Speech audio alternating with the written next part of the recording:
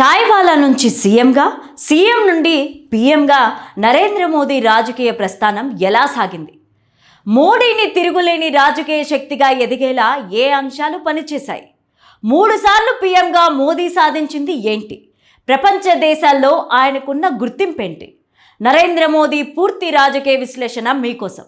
ఈ వీడియోని చివరి వరకు చూడండి, ఎందుకంటే అసలు విషయం ఎండింగ్లోనే చెప్తాను. లైక్, షేర్, సబ్స్క్రైబ్ చేయడం మాత్రం అస్సలు మర్చిపోకండి. భారతదేశానికి స్వాతంత్రం వచ్చిన నాటి నుంచి ఇప్పటి వరకు దేశానికి వరుసగా 3 సార్లు ప్రధాని అయిన వారిలో జవహర్లాల్ నెహ్రూ తర్వాత మళ్ళీ నరేంద్ర మోదీకే సాధ్యమైంది. దేశ రాజకీయాల్లో నరేంద్ర మోదీ చెరగని ముద్ర వేశారు. ప్రపంచ దేశాల అధినేతలు సైతం నరేంద్ర మోదీ రాజకీయ ఎదుగుదలపై ఆశ్చర్యానికి గురవుతున్నారు. పార్టీని సమగ్రంగా కాపాడుతూ, దేశాన్ని ఆర్థిక రంగంలో పరుగులు పెట్టిస్తూ ప్రపంచంలోనే 4వ అతిపెద్ద ఆర్థిక దేశంగా నిలబెట్టారు. అమెరికా లాంటి అతి పెద్ద ఆర్థిక దేశాన్ని లెక్క చేయకుండా మోడీ తీసుకున్న నిర్ణయాలతో మిగతా దేశాల నాయకులు సైతం ఆశ్చర్యపోతున్నారు.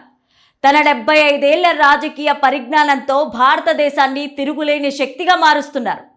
దేశ రాజకీయాల్లో ఇప్పటి వరకు ఎవరూ సాధించని కీర్తిని మోదీ సాధించారు అనడంలో ఎలాంటి సందేహం లేదు. నరేంద్ర మోదీ 8వ ఏటనే ఆర్ఎస్ఎస్లో చేరారు. ఆర్ఎస్ఎస్ ఆదేశాల మేరకు 1985లో బీజేపీలో చేరారు. అప్పటి నుంచి అనేక ఎన్నికల్లో బీజేపీ పార్టీని గెలిపిస్తూ వచ్చారు. 1995లో బీజేపీ అధికారంలోకి రావడానికి మోదీ ఎంతో కృషి చేశారు. ఆయన కృషిని గుర్తించి 1995లో జాతీయ కార్యదర్శిగా మోడీని నియమించారు. ఆ తర్వాత జరిగిన పరిణామాలతో మొదటిసారిగా 2001లో సీఎంగా ప్రమాణ స్వీకారం చేశారు. 2022లో గుజరాత్లో జరిగిన అల్లర్లు దేశవ్యాప్తంగా దుమారాన్ని సృష్టించాయి. గుజరాత్ అల్లర్లకు ముస్లింలే కారణమని అప్పట్లో నరేంద్ర మోదీ చేసిన కామెంట్స్ తీవ్ర ఆందోళనకు దారితీశాయి. బీజేపీ పని అయిపోయింది అని అంతా అనుకున్న సమయంలో మళ్ళీ పార్టీకి అత్యధిక సీట్లు తీసుకొచ్చి రెండోసారి సీఎంగా మోదీ ప్రమాణం చేశారు.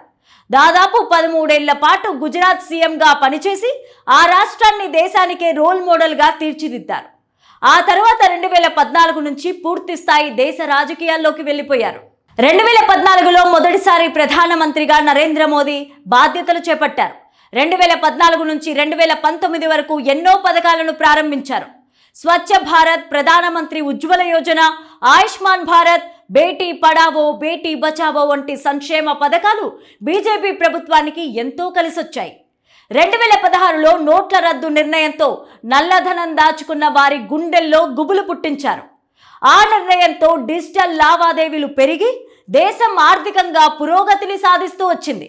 అలాంటి కఠిన నిర్ణయాల వల్లే దేశ ప్రజలు మోదీ నాయకత్వాన్ని మెచ్చుకొని 2019లో బీజేపీకి అత్యధిక మెజారిటీ ఇచ్చి రెండవసారి ప్రధానిగా మోదీని మళ్ళీ ఎన్నుకున్నారు. 2019 ఎన్నికలకు ముందు జరిగిన బాలాకోట్ ఎయిర్ స్ట్రైక్ మోదీని దేశ భద్రత విషయంలో రాజీ పడని బలమైన నాయకుడిగా నిలబెట్టింది. 2019 నుంచి 2024 వరకు మోదీకి చాలా ఇబ్బందులు ఎదుర్కోవాల్సి వచ్చింది. 2020లో వచ్చిన కరోనా వైరస్తో ప్రపంచ దేశాలన్నీ గడగడా వణికాయి.